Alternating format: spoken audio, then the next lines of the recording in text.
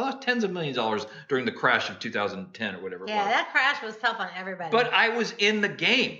Yeah. I wasn't on the tennis court. I was in the game. That's what you got to do. And even after the crash, you stayed in the game. I didn't, you know what? And the reason I stayed in the game, Dwan, is because there's another lesson for you real estate investors.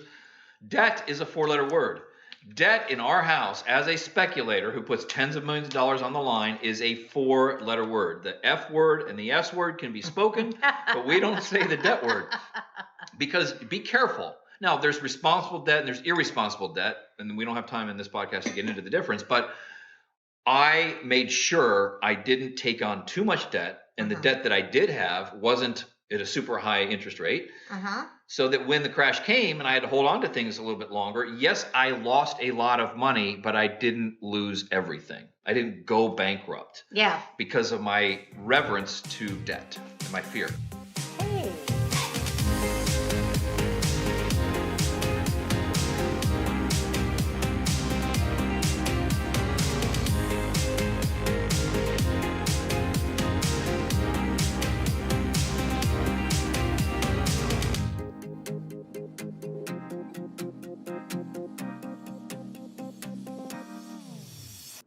Hey everybody, welcome to the most wonderful real estate podcast ever. I'm so excited that you're here today because I want you to meet my friend Frank McKinney. Hey everybody. How are you, dude? I'm right here in Delray with you. It's good to see you. Yes, I came down from the treehouse, which is where I work from, which we should have done this from the treehouse. Next time. We'll do that.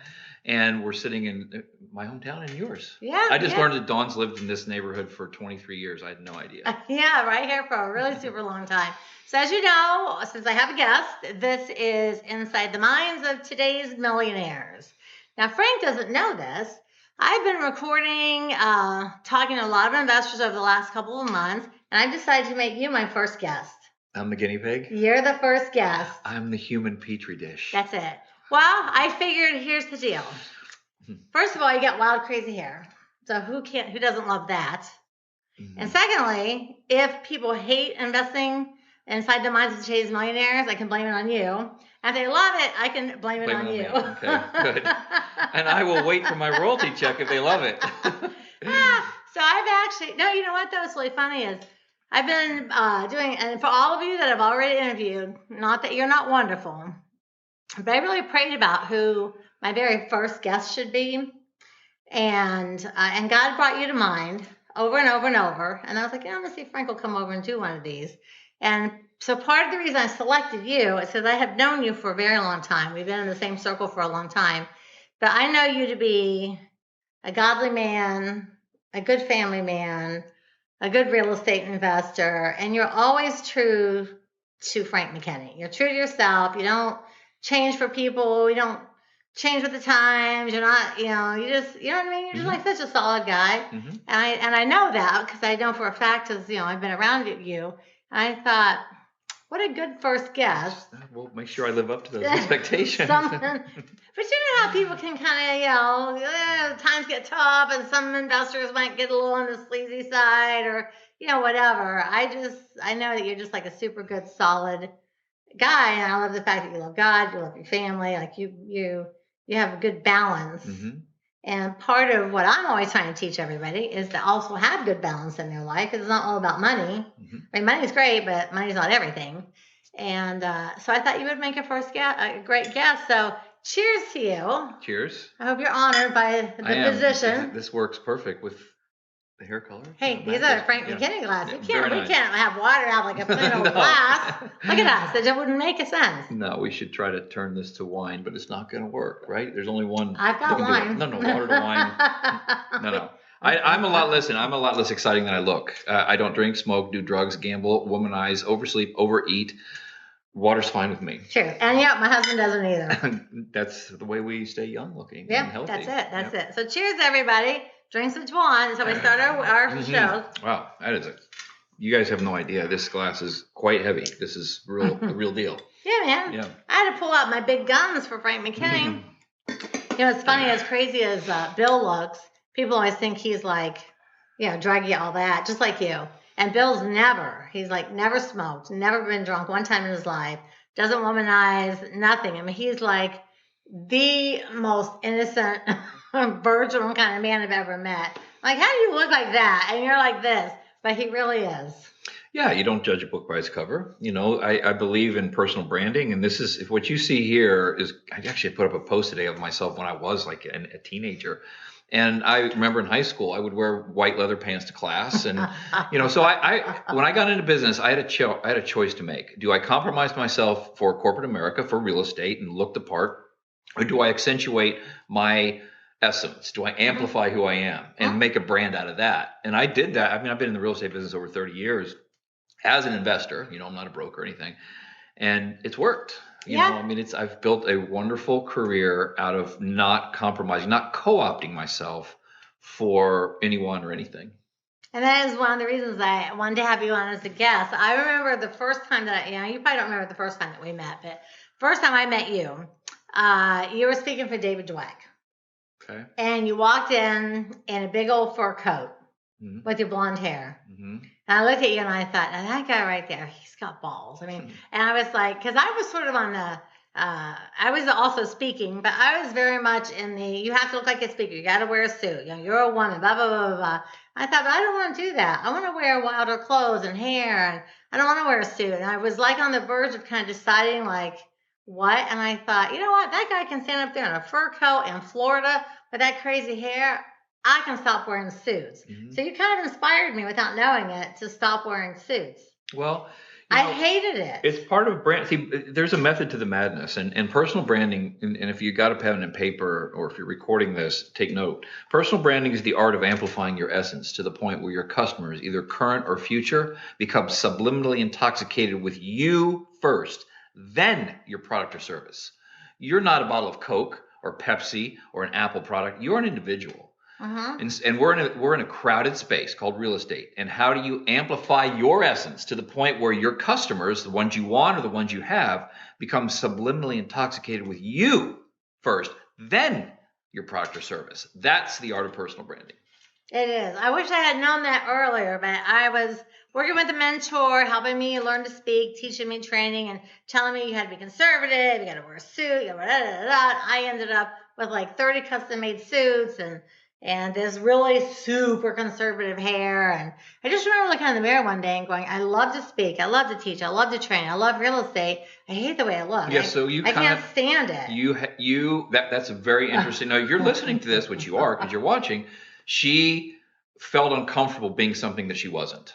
And that was your inner child saying, this is, I like speaking, I like presenting, I like selling, all these things that she said, but she didn't like the person she was trying to become. I hated the way I looked. Yeah, so I had a similar experience. In one of my books I wrote about, before I was a real estate investor, I got my real estate brokerage license, and I went to try to learn real estate by selling. I was I was one of the youngest to get a real estate brokerage license, like 19 years old.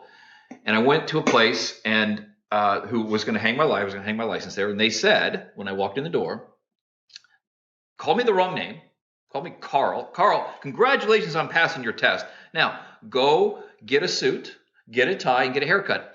Dwan, I had just gotten that done. I walked in a suit that I thought was nice. I had a tie, and I got a haircut. And the guy told me to go get this. And I looked at him, and I said, Fred, and his name wasn't Fred because he mispronounced. He called me I won't be working here. And I went to 7-Eleven, and I went and I bought a Slurpee. And I gave the clerk, the Indian clerk, I remember, I gave him my tie. I went out and I sat on a park bench. I drank that Slurpee and said, never again will I sell out. Will I co-op myself for somebody? And I never even hung my license. I didn't do anything with my license. I got it. Cheers for you, man. There's for the Slurpee. Well, it is about standing your ground. And so I remember, it's like 20 years ago. And, everybody is in the suit thing. And, you got to look like a speaker. And I showed up at an event and I had on jeans and like a super rock star blingy shirt, and my hair, I dyed my hair black and big earrings, and they were like, you can't speak in that. And I was like, this is what I'm speaking in from now on. So I had people that would start writing in their contracts, Dwan has to wear a suit, she won't be able to present. And I was like, if I have to wear a suit, I'm not coming. Right. So after I canceled some places and said, well, then don't have me, I don't care. Yeah. Then they were like, okay. And then now Do any of the women wear suits that speak? Nobody. They all, if they all wear what they want. If you're comfortable in a suit, wear a suit. But remember the part I said about it's amplifying your essence. What sets you apart is the part that you've got to bring. And if what sets you apart is wearing a suit and being conservative, that's great. You know, it didn't work for me. And it didn't work for Dwan.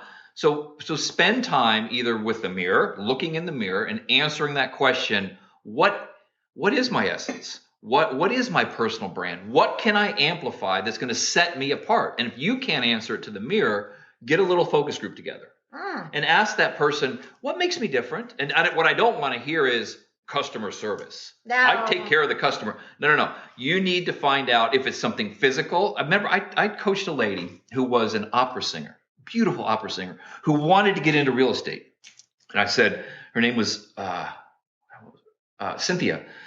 Cynthia, last initial M. Cynthia, you're going to sing at your listing appointments. You're going to sing when you get to the door because her voice was, and we printed her cards, the operatic realtor, killing it.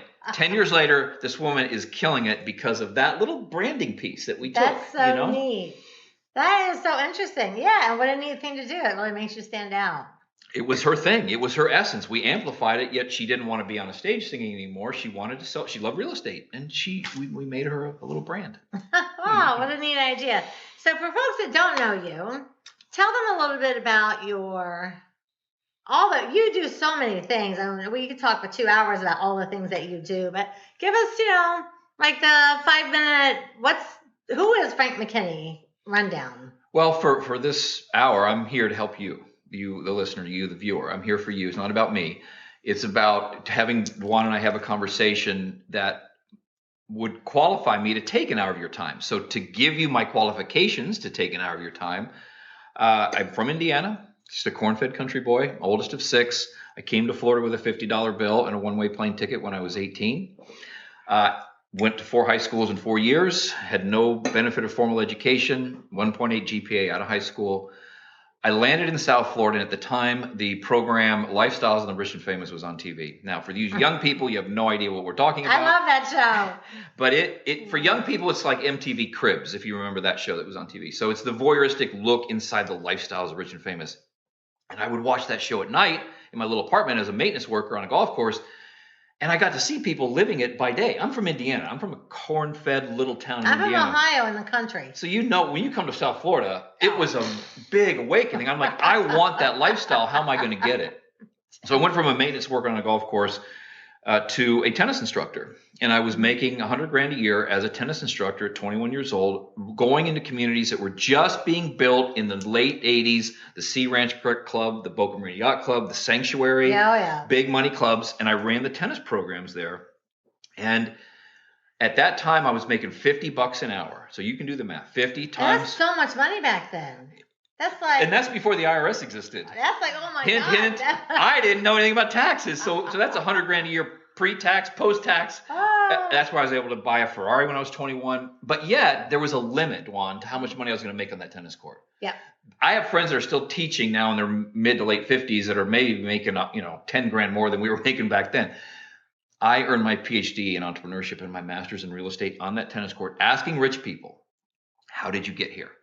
How were you able to afford this multi-million-dollar house? You've got the beautiful car in the garage. You've got a beautiful wife. You've got 2.2 kids. You got a yacht out back. How did you get here? You're living the lifestyles of rich and famous, and I want it. Exactly. And I got to asking these people, so I would tire them out after a 1-hour tennis lesson. I'd tire them out in 45 minutes, so they couldn't finish. And they had to sit next to me. Devious mind. Well, no, it was the only way I could earn my degree on the tennis court. And they shared with me, Frank, I was a doctor, I was an inventor, but I took my discretionary income and I put it into real estate. Now, when you hear that story once, it's just simply entertaining. I heard it over and over and over again. Nobody's a born real estate investor, right? That's right. We are made. Yeah. And these people were, doctors and all these other things, but they were living in the multi-million-dollar house because of the real estate investments, not because they're doctors. So you heard it for years. I heard it for about a year and a half before I finally said, one of my students said to me, Frank, why don't you do it? Like, why don't you buy a little crack house, a little foreclosure? And so in 1980, I didn't even want to say, I bought my first crack house. It was 1987. I bought it, sold it for a $7,000 profit. And to me, it could have been monopoly money, meaning my concept was validated. Like I didn't care I made $7,000. I bought an undervalued commodity. Let's say this is a paper cup, and I turned it into a beautiful, crystal cup. I was validated for buying a piece of crap and turning around and making money. Yeah. So I did. So for those of you who are just new to the business, I didn't do a house worth more than $100,000 for 5 years. Yeah, that was about my price range too. Entry-level homes. So since the Roman era, the entry-level buyer and the ultra-wealthy have been around. You can make money anytime in any market at the entry level and at the high-end level because there's always going to be wealthy around. So I did a bunch of I did hundreds of small transactions, and then in 1992 we were early for church because I missed the daylight savings time. We're driving down A1A, and there was a house on the ocean. Was this the? This was me and Nilsa, my wife, who I've been married to for 30 years, driving and saying, "Honey, this has 2 weeks of uncollected newspapers out front. It has 2 months of uncut grass. It has broken windows. It has everything that a crack house had in the bad neighborhood." But it's on the ocean. It's on the beach. Why can't we do what we've been doing for 5 years? All we're doing is adding 1 0 to the purchase price. 1 freaking 0. So we were paying $70,000 at the most for a house. This was $700,000. I sold everything. But that's a big step. I nowhere in between. I jumped from 100 to that house was $2.2 million when we got done with it, and sold it. Made a little bit of money. Actually, I got greedy and I held out and I made a mistake, but we made a little money. That was in 1992. I just retired from creating oceanfront artistry, which is what I do. I design, I build on the direct oceanfront, on speculation. We've sold 40. Our last sale was our 44th oceanfront investment with an average selling price of $14.5 million, all on speculation. So you did 44 of those. 44 oceanfront transactions. Now 38 houses and 6 were like flips land deals that I didn't build anything on. But they were all on the beach from 92 until 2020. 28 years, that's all I did. Yes. And so, the lesson there is real estate was the path, right? My first house I sold for $49,900 and I made $7,000. My last house wasn't my most expensive. I did sell a $50 million house on speculation that had 32,000 square feet, 30 bedrooms, 24 bedrooms, 30 bedrooms, and a 16-car garage. Beautiful.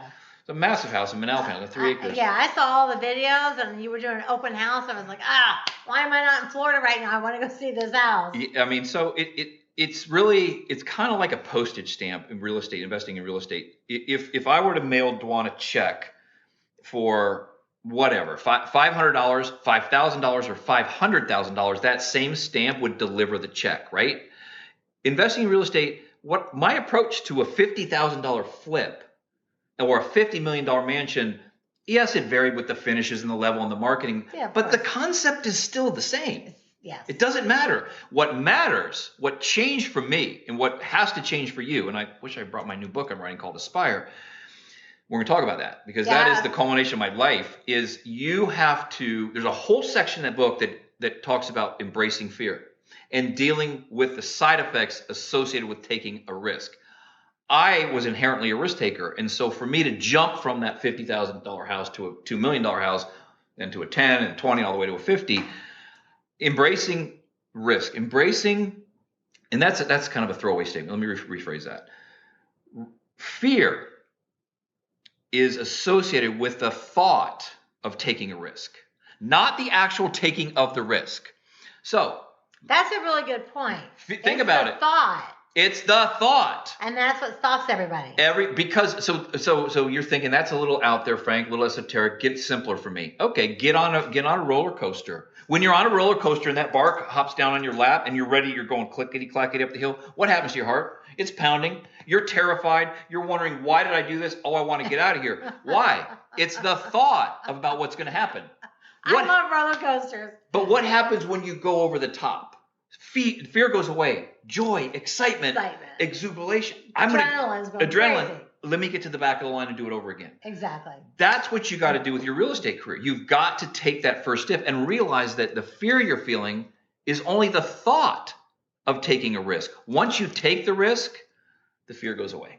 Yeah, that's exactly true. One of the things I teach all my students is I say, listen, I know your first deal, you're so nervous, but once you do the first deal, it's like I say, I promise you, something in your mind happens and it gets easier. And everyone says the same thing. They're like, oh my gosh. And they do that one deal and then they call me and they go, well, I don't know what I was so worried about. It wasn't that difficult. Like it's the thought, it's the fear. It's just the thought of it. And for those, remember what we just said, you're not a born real estate investor. So you're a 9-to-5er in some form. My 9-to-5 was a tennis instructor.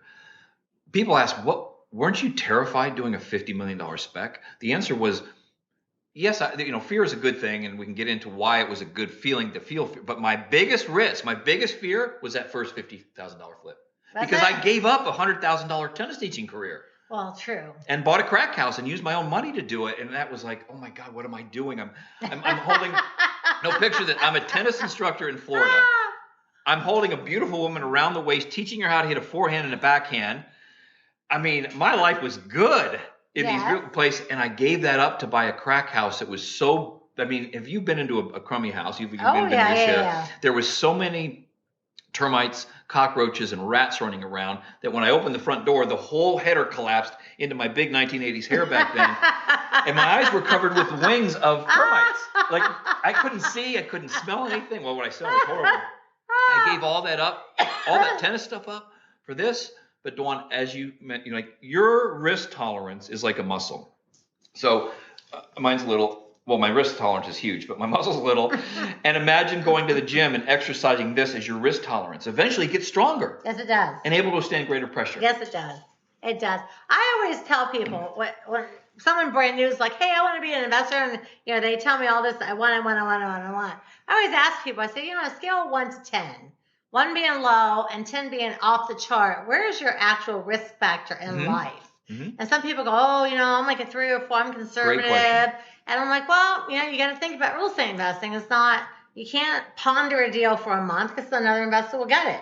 And if your risk factor is really low and you're terrified to lose money, you're probably not going to really enjoy the actual activity of real estate investing.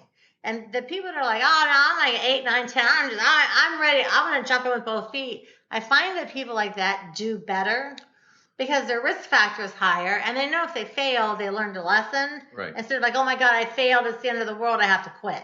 But my hope is that people watching that are the 3s, the 2s, the 3s, and the 4s. Do it anyway. No, you start out in the gym with a 5-pound weight, don't you? You don't start with a 50-pound weight and curl it. You start with a 5-pound weight. So you start with a very small investment. You will eventually move from I call it the risk continuum. Where on the risk continuum do you fall? I love that. And some people are afraid to get out of bed in the morning because the ground's too cold, and other people want to jump off a building and parachute. Where in there do you fall? And I think inherently most people are like 3, 4s, and 5s. It's okay, but exercise your tolerance for risk, and you'll move up the continuum. Exactly, and that's one of the reasons, folks, that I have people like Frank on, and why I do the podcast is to teach you and educate you, and especially this section inside the minds of today's millionaires. Is so people can see what is it in Frank's brain that said, okay, I'm going to buy this $50,000 house and go for it, versus the people that are on the fence. And part of why I educate you all every week is to help you have enough knowledge and enough education, and then be exposed to enough people like Frank to say, you know what, I'm going to go for it. I got nothing to lose. Because the thing that you lose if you don't do it, I think, is you're stuck 9 to 5 all your life. And I feel like you lose a piece of your soul. Yeah, so that. Can you imagine still like 9 to 5, you're teaching tennis now at your age, that's what you're still doing? Wouldn't you feel like the soul would be sucked out of you? If I loved tennis, which I love tennis, I love teaching tennis, but if that was my passion and that's what I still wanted to do, then I wouldn't feel that way. But I knew, talking to those people that I was teaching tennis to, who were living the life that I wanted, because when you're young, you're materialistic and you're consumeristic. Yeah, I've moved on. I've moved from rich to enriched, and there's a big difference between the two. I want you to talk about that because I love that statement. It's so true. But when we're young, we don't know different. We want a Ferrari, we want beautiful wife, we want a house and all that. And I realized that tennis probably wasn't going to give it to me for my whole life, Yep. And real estate, because I saw people living it, it did it for them. Yeah. And, why can't it do it for me? Why can't it do it for you? Yeah. Exactly. So I don't know how much you know about my initial first deal, But I actually got fired from Denny's. You remember the Denny's down Oakland Park Boulevard, the big Denny's in Fort Sure, I Lauderdale? went there. Yeah. Well, you were down around the same time, so Mhm. you were probably clubbing, going to yesterdays, Mhm. and yeah. So I was working in Denny's, and I got fired on third shift. Third shift. And I got fired from a bunch of jobs in my 20s, and every single person says you're insubordinate, you give all the owners and bosses too many ideas, you tell people how to do their job better, and I was already like, if you just did this and this and this would run better. And telling people how to run their businesses was like, they said, so people did not appreciate all of my knowledge. And it's not even that I had the knowledge, but I was able to look and see and go, well, if you just change these couple things, you'd do better and your business and da, da, da. And anyway, I got fired. Too much back talking apparently. But and then I got married. I had Ayla. And so now I'm 30 years old. And my ex and I split up. She was only 8 months old. So I thought, okay, now I've got an 8-month-old baby. So I can go back and get a job. Or I can try and do something on my own. If I fail, I can go back and get a job. Mm-hmm. But and now granted, now I'm 30, so I didn't start as young as you. I'm already 30. But I was smart enough at 30 to know that if I took that job, I'd probably keep it till she was 18, mm-hmm. which would put me at 50 almost. Right.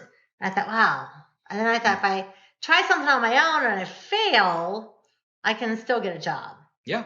And so my biggest fear was daycare, because I thought, hey, I waited till I was 30 years old to have a child. I don't want to raise her in daycare. I want to raise her. I want to be that mom. I want to be the room mom, the Girl Scout mom. I want to do that. And I met a couple of investors, and they go, yeah, we fix up houses. We buy them and fix them up and sell them. So with me being as naive as I was, and these were my only exposure, I thought that meant decorating. Mm. So I thought, I'm going to buy a house, I'm going to decorate it, and I'm going to sell it. I love to decorate. That's what I'm going to do. So with about 3 lunches with these 2 guys and a little bit of advice, that's why I took my plunge. Mm. Never did I have an idea what rehabbing actually meant. Never. It didn't even occur to me I'd fail. It didn't even occur. I thought, well, I love to decorate. I'm a great decorator. I won't fail at that. I mean, shoot. I love to decorate. This will be a breeze, easy way to make money. I made $22,000 on my first deal. Well, you did 3 times as good as I did. Over in Boynton Beach. But it changed my life because at that time, I was like, I've never had that much money. I've never seen that much money. I'm from the Midwest. I don't know anyone that makes that much money in a year. And I was like, oh my God, I'm rich. I can't believe it. And Ada was with me every day and boom. And so I would move into them, rehab them, sell it and move and move and move and move. And then eventually when she started kindergarten, I was able to stay, and I lived in Boca for a while, ended up here.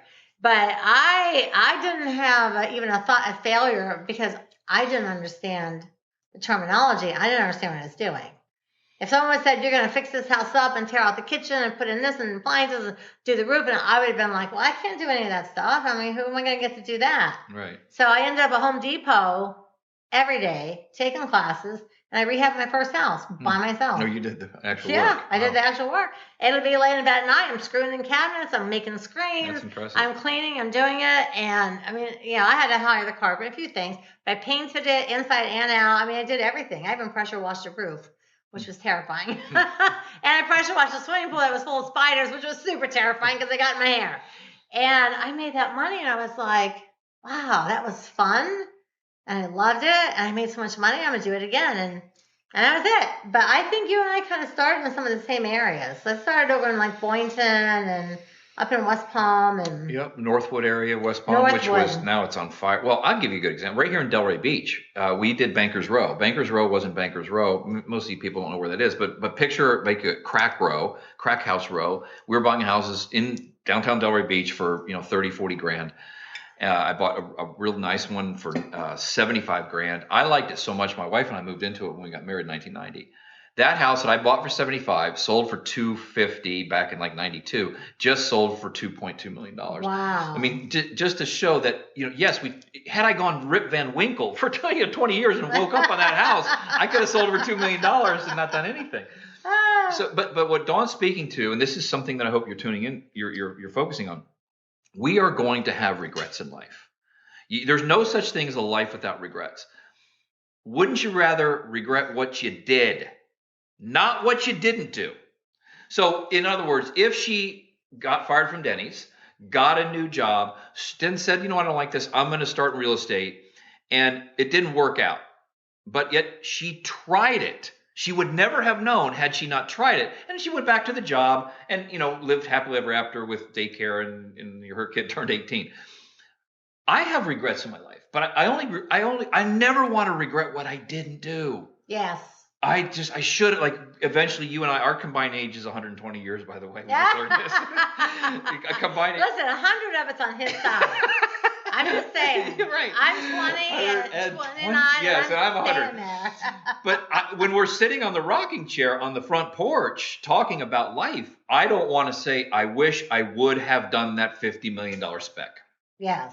I'm glad I did it. I'm glad I did other projects that didn't make money. I've lost a lot of money. I lost tens of millions of dollars during the crash of 2010 or whatever it was. Yeah, that crash was tough on everybody. But I was in the game.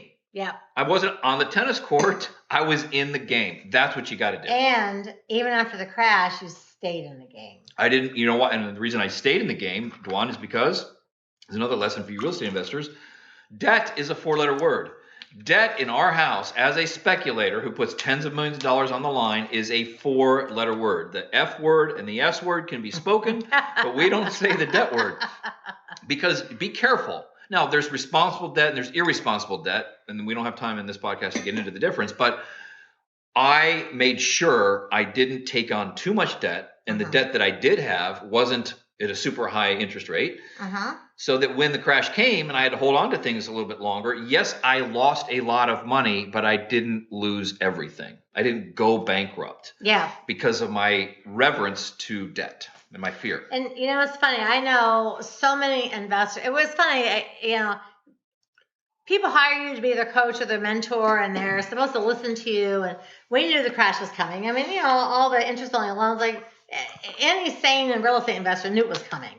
And we told hundreds of students, listen, you got to, get out from underneath your houses or get some of them refinanced or consolidate. Like if you have 50 rentals, how many can you sell to pay for the rest? Like get ready for this thing. And so many of our students listened and really prepared and did really well. But a lot of people were like, no. I heard, I'm going to refinance and pull equity out and keep buying stuff. Prices are going to be low. But I know one guy that lost like 100 rentals and his own house. I was like, did I not tell you? It's because of one simple word, agreed. And he's like, yeah, but I thought I could get everything cheap. I was like, yeah, but all the prices fell, the rent fell, this fell, that fell. Right. And he's like, I don't know. And I said, well, listen, here's the good thing. I said, you literally had 100 rentals, so buy 100 more. Do it again. Right. But then, see, people get the fear factor. They're like, oh, no. But once you've done it once, you can learn how to do it again. I mean, how many people have been successful out there that we look up to that have been bankrupt before? I mean, it happens. So you learn, but the point I guess we're trying to make, we're both making it, is if you're doing something else other than real estate, once you learn the craft, and it is a craft, by the way, it's not a business, it's the craft of real estate, you will have your ups and downs. You're going to lose money on some deals. You may lose a ton of money, may lose all your money, but you'll know how to do it again. So I got to tell you a funny story. You'll appreciate this. So Sharon Restrepo, she was my partner back when I first started. We worked together for about 10 years. Now, so Sharon and I, we had done I had done a few rehabs. She'd done a few rehabs. We started working together. So when you said this earlier, it made me start laughing. We bought this house and we walked in and there were bugs everywhere. So we're just like, pushing the bugs, thinking, well, we're just going to tent this house, whatever. And as it turns out, this was my first experience with termites. The house was so full of termites. They were flying around all over the place. And for whatever reason, we missed getting some sort of an inspection or something. And I mean, the trusses in the roof, the whole house, the cabinets, eaten to death by termites. And this was a house we were going to make something like $40,000. Like, oh my gosh, we're going to make 40 grand. Well, by not knowing about the bugs and the termites and what it cost to fix all that, that was one deal. I think we made $600. No, at least you didn't lose anything. And we were like, well, we didn't lose anything, but it was months. But 6 months later, when you get a $600 check, you're like, seriously? I just put in like all that money. And I thought, well, okay, we didn't lose, but it was a good lesson. But how long did that take you? Oh my gosh, it was like a 6-month deal. 6-month deal. So if you were in college, that's one year basically of college. That's about 50 grand that you would pay to learn how to do something. They still, after 6 months, got paid $600 to learn a tough lesson. So why not get in the game? It was. And I bought a house one time that had fire damage. Well, so I thought, okay, the bank fixed it, replaced all the stuff. And I remember standing up and leaning on the wall. I'm just like going to kind of stand back and assess the house. And I fell through the wall into the other room. I was like, what? And all the drywall was like powder from the water. From the water. I didn't know about water damage. I only knew about fire damage. So that was another good lesson. So it's just funny how all these things happen, but you just keep going. Mm-hmm. You're like, okay, so this house needs a lot of drywall replacement, but it's okay. I made less than I thought. So there's a lot of deals too where, I don't necessarily like lose a ton of money, but there's a few deals that I basically did free when it was all said and done. But I never let anything set me back. I thought, okay, just add this to my list of stuff. Don't do it again. Right. And then you learn like, okay, get more checklists, get more inspections, get more this, get more that, and you just keep going. Eventually your margins increase because your intellect level increases. Yeah. It's been a long, knock on wood. It's been a long time since I lost any kind of money on a deal. So, but I chalk that up to, at this point, I've got 30 years of experience as well. Experience. Right. And so, So now, so to give people I always like to find out what people were like before you were Frank McKinney. So 15, what was 15-year-old Frank McKinney doing? I was... where was your mind? What were you doing? It's funny because if you're watching this and you have a young kid and you're concerned because they have poor grades or poor attention span and you're thinking that they have ADHD and you want to put them on medication, thank God that wasn't around when I was young, because I guarantee you I had or have ADD, ADHD, mania, you name it. I had it all when I was younger. I see that as a gift. I see it as a blessing, because even though I went to 4 high schools in 4 years and got bounced from one to the next. But were you bounced because the attention span wasn't there. Just all over the place? I got horrible grades, not because the grades Sorry, there's my principal calling from my high school. Frank, he's a millionaire. Yeah, he's good. You still teaching? How's that going for you? What I realized was even when I was 15, I realized at some point in my life I'm gonna want to count money. So I did really well in math, and I learned early that if you write this down, write well, speak well equals well respected. And so I did very well in my English classes, and I've written 7 books in 6 genres. So I love writing. Everything else bored me. And I had little enterprises on the side that I was making money that was an illegal way to make money, and got caught a few times, and that bounced me from one. Should we ask about that? Well, I was in a boarding school in Colorado that I absolutely loved. I love this boarding school. Matter of fact, to go to class and go to the equivalent of 7-Eleven, I would ride a horse. And tie it up out front. Yeah, it was awesome. Oh my God, that's so much fun. It was my junior year of high school, and that taught me independence. I remember calling my parents on Thanksgiving saying, I sold my plane ticket. I ain't coming home. I love it here. And I just love being around. The thing about sending, if you do have a kid that acts up, don't be careful the boarding school you send him to, because he will or she will be around people just like them. I was shipped to a boarding school with a bunch of people just like me, which was a huge mistake because of how we kind of just thought the same way. Exactly. And I got kicked out of there with a couple months to go, and I was heartbroken. I wrote a letter saying, I will change. Please allow me to come back for my senior year. They didn't allow me to, and I ended up graduating from another public high school in Indiana. Had I graduated from there in Colorado, I would have never met Nilsa. I would have never come to Florida. I would have probably still been in Colorado. So we'd be neighbors there too. Yeah, right. It probably would have been. But I just feel that, those formative years when you have children, don't worry so much. It's I do talk to parents that have trouble with kids. How did you raise them between the ages of 1 and 7 or 8 or 9 when their formative brains are really taking hold? And my parents did a great job. So I eventually got that phase behind me. And what caused for me to do that was taking out the metaphorical eraser of life, turning around to the chalkboard of life and erasing what was, and getting on that plane and coming to Florida at 18. I was in juvenile detention 7 different times. And by the time I was 18, I knew it was jail next, right? So there's no more juvenile. And my parents said, they call me Mickey. Mickey, I think it's best that you leave and you go to Florida and you kind of get your act together. I just never came home. Literally one-way plane ticket, and I've been home, of course, to visit and stuff, but that was when I was 18, yeah. Yeah, I came when I was 19. And who wants to go back to Ohio or I in grew my up case, in Ohio. They had the blizzard of 78. Yes, I went sledding in that. Okay, so we had that. I was working. So I'm a couple of years older than you. So I was working a job, and I was the blizzard of 78. And that year, I wrecked my car twice. I fell on the ice. I cracked my head, and I said to my dad, I said, when this shit melts, I'm moving to Florida. He goes, oh, you won't do that. And I said, no. Or you won't last. You'll come for a week and you'll come home. And he says, you'll come home. He did. I was like, and so honestly, in June, like everything melted. I was like, listen, I'm going to go to Florida. So I came to Florida. I said, I drove my car. I said, I'm going to go stay a few weeks and see how I like it. I went right down to Fort Lauderdale. I rented a little efficiency. I got a job waiting tables, and I stayed. And so every few months, my parents were like, well, when are you coming back? I'm like, no, you don't understand.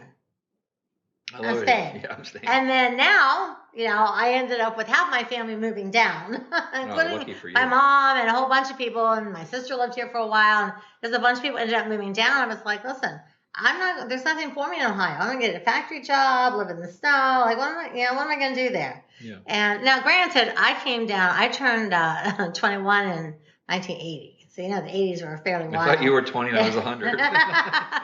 But I was at working in the nightclubs, the cocaine, the champagne. Like, I was all in on the crazy life at 21. But when I got older, I had my baby, settled down, I don't think I would have ever been mature enough to do real estate before I had Ayla. Mm-hmm. Because I was too much club scene and partying, and oh my God, this is great, because coming from like Indiana to Fort Lauderdale, it's like, holy cow, Fort Lauderdale's amazing. It was, but you and I were on our own though, and there was no I couldn't fall back on my parents. You couldn't fall back on your parents. No. We had to get mature fast, and there's a saying I live by even to this day: sacrifice today for better tomorrow. Sacrifice today for better tomorrow. Even to this day, I sacrifice today for a better tomorrow, and it sounds like a walking quote machine. Resist temptations because they suck the life out of progress and success. They do. And so I, like Dwan, we're both a lot more exciting than we look. That nerd in sheep's clothing, which is what my wife calls me, is a result of being disciplined, of jettisoning off things that were bringing me down, that were causing me to self-destruct. I started seeing a therapist about 5 years ago, which I wish it was 15 years ago. And she says, Frank, you have an addiction to excitement. When I told her about my past and all this stuff. I actually agree with that. Well, but for those of you who are watching this, and for you and your kids, I found a destructive outlet for that addiction to excitement from the age of about 13. Coming to Florida, and it wasn't Florida, it could have happened anywhere, but when I changed my environment, I found a constructive outlet for a destructive tendency. When we just talked about, I build houses on speculation and sell them for $15 million without a buyer in mind. You better believe it's like putting a needle in my arm and getting exciting. I found a constructive outlet. I didn't have to change. I never Frank, Mickey changed. He said, I'm the same guy. I just found a constructive outlet for what put me into a destructive environment when I was younger. That's all you need to do. If you have that tendency and your kids have that tendency, find a constructive outlet. Don't change. Redirect, reignite, and rewire what's already inside. I give commencement speeches at a lot of treatment facilities. I've never been in one, for treatment, but I'm asked to speak at one. And that's what I tell the people leaving that day. You're not going to change. You have a little synapse in the brain that says you're addicted to drugs or alcohol. That ain't changing. Use it as a gift, though. Use it as a way to redirect that into something constructive. The challenge for somebody leaving treatment or someone like me is trying to find that constructive outlet. And thank God I found it because I would have been dead. Yep. It's funny as I hear you talk about that. Bill, my husband is very much all of those, like ADD, ACD, OCD. He's very much like that. Like every report card he has says, Bill talks too much. He can't keep his hands to himself. He's disruptive. Just every single thing. But he found a love of real estate and he loves the rehabbing. We actually sort of bought a town, about 14 buildings in a town. So he's, taking all his extra energy and, turning these old buildings into like just beautiful. In Colorado? In Iowa. Oh, Iowa. In Iowa. So I am so sorry, folks. I thought I had my phone It's Bill calling saying he's not that ADD. Oh, why are you selling me under the bus here? He is. And so, but if he doesn't always have a project, he's so unhappy. Yeah. So you got to be engaged. So for him, like now we're restoring these old buildings back to the way they were like in the like 1800s, the early 1900s. Cool. So he's like all in on restoring. And I thought, okay, he's got 14 buildings. That'll keep him busy for a couple of years. Before I have to find something else for him to do, because then he just like paces around. He's like an animal. And we happened to be down here when COVID started. And, there's no projects down here really, because the house is nice and done and everything. I thought he was going to lose his mind. I was like, dude, listen, you've got to find something to do. I'm going to kill you. Yeah. Like during COVID, that was hard to do. Have something. So why don't you tell me about, because you just were talking about this mindset and inspiring stuff. Tell us about your new book and your new venture. Oh, so this book. It sounds like it's going to be the just best. It's really the culmination of what I've learned over my career, and also I left during COVID my treehouse, and I did a 6,300-mile pre-release tour interviewing Americana for information in my book. So the title of the book is Aspire, single word, Aspire with an exclamation point. How to create your own reality and alter your DNA. As I look back, I realized, okay, I have lived in my own world that I created for myself since I was a very young person. Yeah. And the other thing, okay, so that's me. Great, Frank. I can walk the talk. What's unfortunate nowadays is how I'm witnessing your reality created for you by someone or something else. And I call it one of the sources is the screens. Screen number 1, screen number 2, your computer screen, screen number 3, the television. And other people's input into your life. So I work from a treehouse and I work alone. I've been in my treehouse almost 20 years. I create my own environment. And I have not been to that treehouse yet. Right around the corner. So I'm calling you out here on my podcast. You need to come. We should have done this in your treehouse, my treehouse. It would have been great. Next one.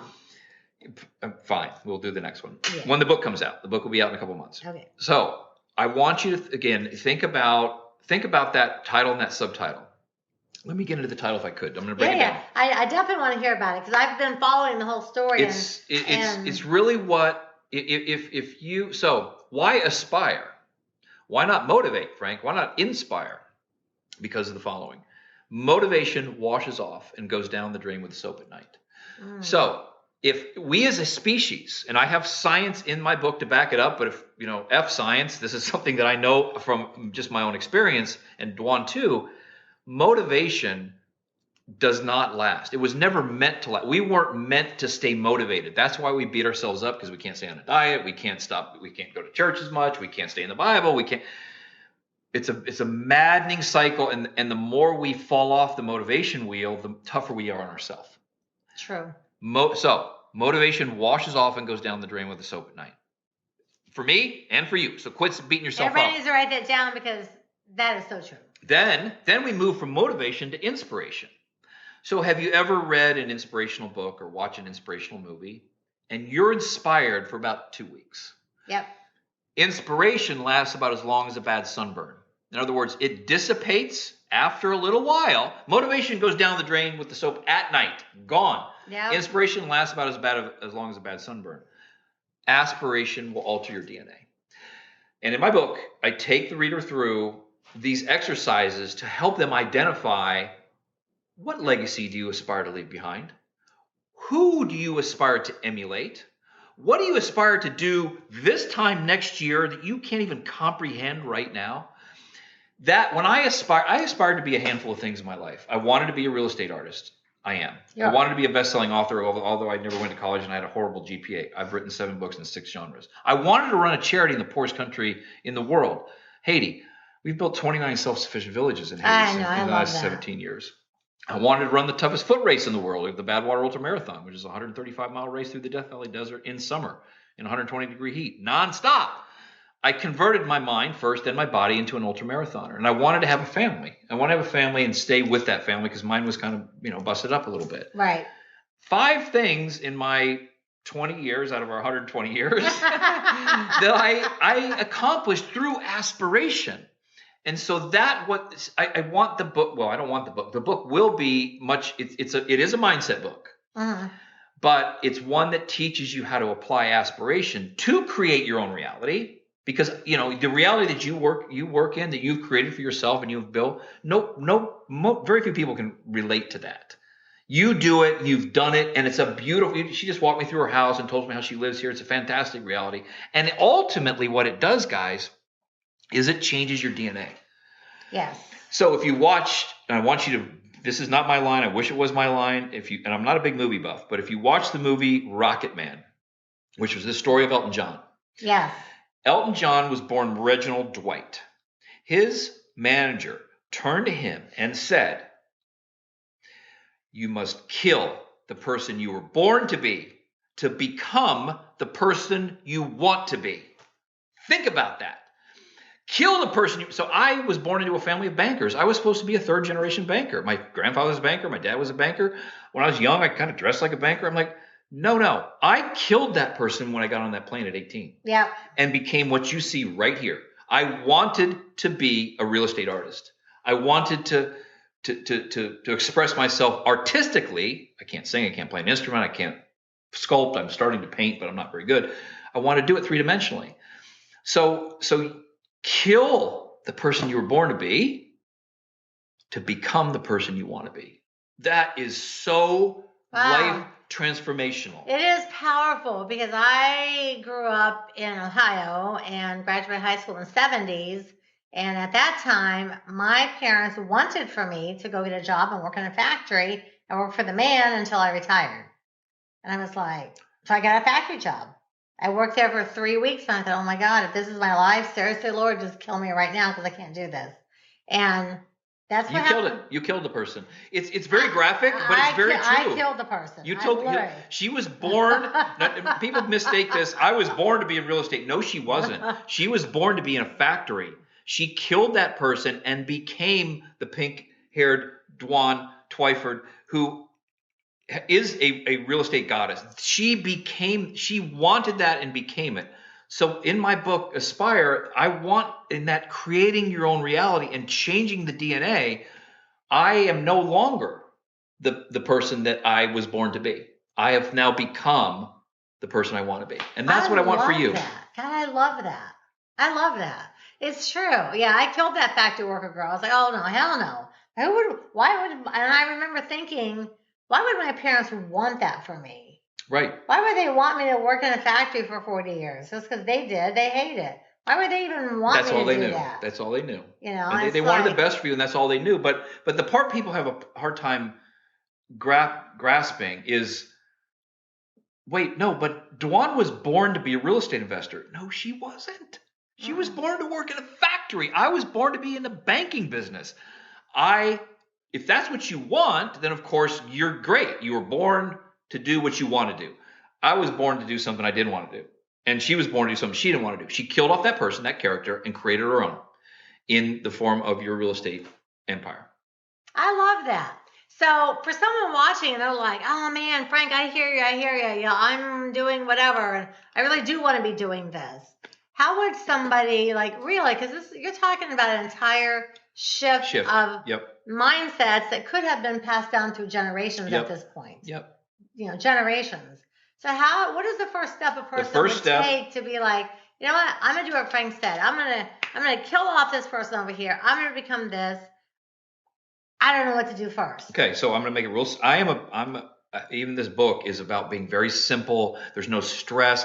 There's 25 chapters. But if you take something home from just one chapter out of all 24 and you throw the rest away, great. Chapter 1. And if you follow Dwan on social, follow me. They'll follow you. How do they find you? So just go to on Instagram. I'm the Frank McKinney. Clubhouse is the new thing. We're on there. We're, Facebook. I just put up a post today. And this is going to air next week. So go back and look on, like a week before, right? Uh-huh. Okay. And it talked about the first step, and this is fun. Who do you aspire to emulate? Whose footsteps do you aspire to put your foot in and kind of absorb a little bit of their DNA into yourself? And I look back and I posted some of my people that I emulated, that I looked up to. They don't even have to be real people. I loved Willy Wonka growing up. I did too. I wanted to be him. I loved Wonder Woman. You get to be her. Yeah. You absorb some of her into. You are Wonder Woman for real estate. I am. Thank you. I will accept that compliment. You are, and I wanted to be when it came to people ask, and I've been interviewed on you name it. I mean, I've been on Oprah twice. You name it, I've been there. They've asked, "What's the best business book you ever read?" And I said, "Charlie and the Chocolate Factory." And they're like, "What?" That's the name of Willy Wonka, right? Yeah, Before it turned into a movie. Wouldn't you want the brilliance of Willy Wonka? Look at the intrigue. Look at the frenzy that he created. Look at the marketing genius that he created. The exclusivity of visiting the place and the golden ticket. And he's a billionaire. That's a brilliant mark. So I thought, wow, when I get older, I want to be him. I want to absorb. You come to some of my grand unveilings. They're very, very Wonka-esque. I mean, they are. That last one was, I hated I missed it. It was amazing. It was amazing. And I also aspired to be Robin Hood. Like, I would play in the woods with my bows and arrows with my friends and imagine I was Robin Hood and I wanted to steal from the rich. Guess what? I'm a modern day Robin Hood. I've built villages in Haiti for 12,800 children. I don't steal from the rich. I sell to them. But there's people at $3,000 a square foot, think that I do steal from the rich. But I take the money and we go to Haiti. We build self-sufficient villages. So that little piece of Robin Hood I absorbed. That's the first step. Who do you... Now, those are fictional characters. I have real characters. Rich DeVos, which is one of my mentors I looked up to. So do that exercise. Well, if y'all don't know who to emulate, start with us. Well, you can start with her. Be like Frank. Be like me. Take the step. Know that, you have a better life. Raise your risk factor. Take the plunge. Jump off that bridge. Do it. If you don't know where to start, you can start right here. Start right here. But that part, when you say, wait a minute, I'm like you just said, this has been passed down from generation to generation. How do you break the cycle? Start to find out who you look up to, and for me, and you didn't go to college either, and I'm understanding. It was me on that tennis court teaching these people. They were no names, like they weren't, like celebrities or anything. They were rich. I aspired to have that lifestyle. Yeah. I want to absorb you into me. How do I get there? And ultimately, it was real estate that taught me how to get there. So that's the first question. Then, once you've kind of made your list of people you emulate, this is a little deeper, and this should take time. What legacy do you aspire to leave behind? That is a very important question. If it's a beautiful tomato garden and that's all you want to do, that's great. If that's what you want to do with passion. For me, what I build on the ocean, these beautiful mansions, will be rubble someday. They'll be dust. They'll be torn down not because they were built crappily, because the land underneath them will render the physical structure obsolete. The value will just keep going up. The legacy that I aspire to leave behind is what we're doing in Haiti. Like that's generational impact we're making on these families. Those two simple exercises: who do you aspire to emulate? What legacy do you aspire to leave behind? And the rest you'll have to buy the book and read because there's a lot more in there. Oh my gosh, I'm so excited to read this book. You know me. I follow all your stuff. I love your bad water races. I always envision you, crossing the bridges on A1A, dragging that tire. I'm like, Frank's a nut. Have you ever seen me out there doing that or no? No, I've never actually done it. But a couple times, you're like, hey, I'm going to be here and there. And I've actually tried to catch you a couple times.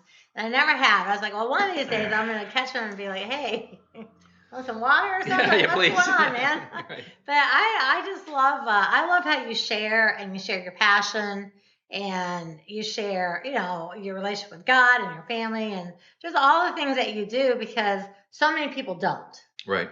And people that do want to aspire to do better, they do need to have people to look up to, but they need guidance. Like, how do I do that? Yeah. So is this legit, right? Yeah. So we're getting ready to wrap. So can I wrap? Can I give a wrap thought before we go to the Bible study? Well, that's a separate thing. But first of all, I want you to give us the. So at the end of every podcast, you all know we do a life equity and the 5 equities of life. And this is just something that I created where I feel like, what does it take to make a whole person? And we all have different aspects in each part of our life. And I find for me, and probably for you too, the way your mind works, it's easy for us to get out of balance. With too much going on, we focus too much on this or too much on that or too much on whatever. And so the 5 equities are financial, spiritual, physical, mental, and family. And pretty much everything falls under Your family is your family, your friends, whatever. Your physical, your mind, like pretty much our life falls under a category. So I always like to give an assignment and have people work on it for a week. And if I say, hey, if this assignment helps you feel better, like do it for 2 weeks or 3 weeks and make it a new habit. Mm-hmm. And so first I want you to give us I'm going to have Frank give us our assignment this week. Okay. So I'm going to make a statement, then I'm going to give you the assignment. Okay. The statement is, and I'm not meaning to contradict one, but our lives were never meant to be in balance. We, as a human being, as a species, were not meant to be in homeostasis. So quit beating yourself up over the fact that sometimes I have to give more attention to my real estate business. When Dawn was raising her daughter, her life was totally out of balance, but it was fine because she was raising her daughter, or she was pregnant. Her life was out of balance. I've never in balance. I'm sorry. I don't believe in balance. I get what you're saying. So I don't think I mean just it's all got to be perfect all the time. But I feel like people, especially people that are new investors, they're like, it's just all about, well, when I make money, then no, that's right. I'll do this. Yeah, no. Okay. And it's like, no, you can't wait till you make money to be charitable or to take care of your health. You have to take care of everything. Like, stop waiting for the goal to start the thing. Right, because you'll just keep pushing the goalpost down. And then next thing you know, you've got a ton of money and you're sick and your family relationships are terrible and you haven't talked to God in 2 years. Right. So I'm talking about that kind of balance. Like keeping it, just not getting so focused on this point or the destination, I guess, that the journey's a mess. Right. So we wouldn't be able to say that 30 years ago or 20 years ago. Oh, right? no. We're qualified to say that. Oh, no, Lord, no. So your homework or your what is it, a life equity. A life equity assignment is as follows. In the Bible, there's a passage from the Gospel of Luke, chapter 12, verse 48, that says, I'm going to paraphrase it, to whom much is entrusted, much is required. Oh, I love it. To whom much is given, much is expected.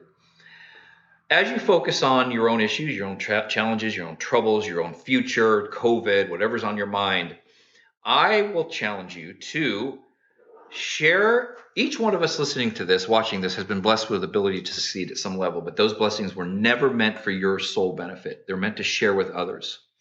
So my challenge to you is for the next week, at least once during the week, if not every single day, find an outlet for you to go and share your blessings with someone less fortunate than you. Go to the local soup kitchen, volunteer for an hour, drive around until you find somebody holding a "will work for food" sign and ask them their name. Don't give them any money. Give them a gift card to Starbucks for $5. That way you know they're not going to buy drugs with it. You can go to a retirement home if they'll let you in and volunteer there. You can go to a hospital. Do one act where you are sharing your blessings with someone less fortunate. And you'll understand this, and it's the last section of my new book, how you can put together your professional highest calling, which is what you do for a living, real estate, with your spiritual highest calling. And the mistake that I made, and maybe the mistake that Dwan made, was I didn't understand there was a spiritual highest calling. I knew the professional side. Not in the beginning. Now I know that what we're building in Haiti, for example, gives my life purpose, gave my career purpose. So if you're not religious, don't let the fact that this "to whom much is entrusted, much is required" bother you. It's a great life mantra. If you are religious, it's a Bible passage having to be a great life mantra. Go out and live it. You have been entrusted with a lot. Yes. And I'm not, like Dwan said, it's not just treasure. It's the first 2 T's, time and talent. Time, talent, treasure. Go share the time. Go share some of your talents before you even think about sharing your treasure. For a week, you're going to feel like a different person. And then it's going to start to put together and dovetail your professional and your spiritual highest calling. I love it. That is a great life equity. Yeah. So, folks, listen back, pay attention, and do that. You could even go, another example I did a couple years ago, I went to my local utility department, and I went there and I watched people come up to pay their water bill in person. And I just sat there and I would jump in line and say that, I could tell this was a lot of money, like this is a big payment, pay their bill. Or do the same thing, now that you have self-checkout at Walmart, and this is profiling, yes, it is profiling, not hard to do. You can tell if somebody's got the screaming kids and they need some help, jump in front of them as they're ready to put their credit card in the self-checkout, pay for their groceries. What a great thing to do. Simple. It's easy. I actually have done that many, many times, paid for the groceries of the person behind me, because you're like, you You just know. You can see it. Look on their face. Yeah. And I'm like, girl, I've been there. You take care of it. I've been and you move there. on. Oh, I love it. Okay, what's your final parting word that we want people to? First of all, that was actually going to be it. That was it. That okay. passage, so it was perfect. It is perfect. So on Instagram, you're at the Frank McKinney. The Frank McKinney, yep. And Facebook is it Frank McKinney? Yes, Frank McKinney. Just put it in, you'll find me. You'll find him, and his website link will be in the. Oh yeah, let me tell in them. In the words. Theaspirebook.com. Yeah. Theaspirebook.com. Theaspirebook.com. Theaspirebook.com. You will be able to see the trailer, which very few books have trailers. We made a trailer that I invited you to come to at 2 a.m., but you were scared, or what did you say? I had surgery. Oh, yeah, surgery. Dude. You didn't come. We filmed the trailer. I was laying there with my neck cut open. Like, look at that. I was like Captain Hook there. Come to, or go to theaspirebook.com, and you'll see the trailer for the book. You'll see the outline for the book. You'll see when the book's going to be released. And then while you're there, you can go to see other stuff. Like my website's been called Disney on a Desktop because the stuff that you can see. I love it. The houses we built, the Haiti projects, my running, all that stuff. Frank-McKinney.com, theaspirebook.com. I love it. Well, guys, yay! Let's give 2 thumbs up for Frank. It's really been a pleasure having you on the call. You are very inspiring and very motivational. And I want to thank you first for coming. And I'm just really proud that you're my first guest.